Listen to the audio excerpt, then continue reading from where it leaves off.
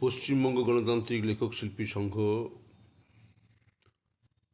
খর্দ আঞ্চলিক কমিটির মাননীয় সভাপতি সূর্যাংশু লাহিড়ী, তিনি সুকান্তের জন্মশতবর্ষে কবি সুকান্তের জন্মশতবর্ষকে উদ্দেশ্য করে একটি কবিতা আমাদের দপ্তরে পাঠিয়েছেন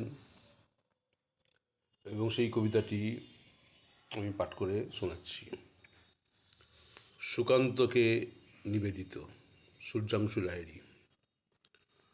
বর্ষতাকে অস্বীকার করতে পারলাম না কবি, রক্ত সন্ধানের বদলে কুকুরের মতো কেউ কেউ করছি আর মার খাচ্ছি। কলকাতার ফুটপাতে নির্বীজকরণের অভিযান চলছে, যদিও ক্লিন্ন বুদ্ধিজীবীরা আগেই নির্বীজ হয়েছেন পুরস্কারের লোভে কিংবা নিশ্চিত আস্তানার জন্য। ঝড়ে বিধ্বস্ত কলকাতা, কল্লোলিনী কলকাতায় সুকান্তের উত্তরসূরিরা সংখ্যালঘু।